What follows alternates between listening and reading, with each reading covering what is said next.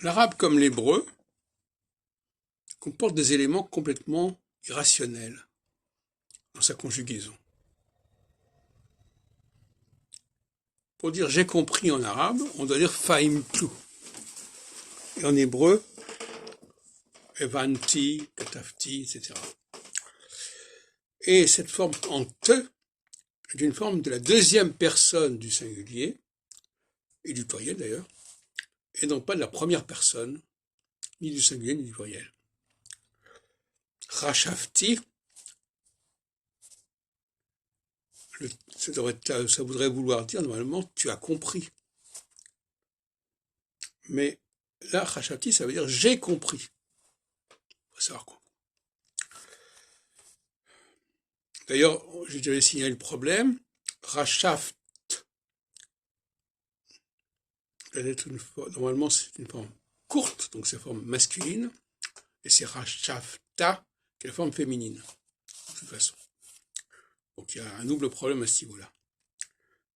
On devrait dire Rachavni, ou Fahamni, pour la première personne du singulier.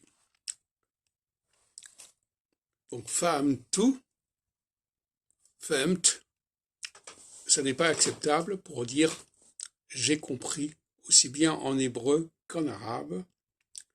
On n'a pas le mot fahamt en hébreu, mais on a les formes, toutes sortes de formes qui veulent dire la même chose, comme amart, amarti, j'ai dit. Ben non, on devrait dire amarni et pas amarti. J'avais déjà raconté l'affaire du hata et du hat, mais là ça s'aggrave. Et pour le futur, c'est pareil. On ne voit pas pourquoi le noun du futur a disparu. La première personne du singulier. Au pluriel, ça va, on dit narchov,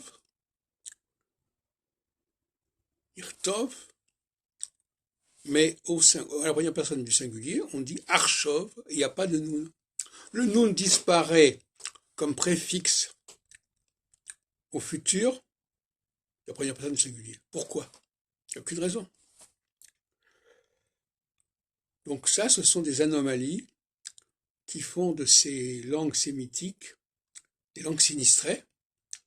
Et ce qui est inquiétant, c'est que les gens qui parlent ces langues n'en font pas la critique et les acceptent comme telles.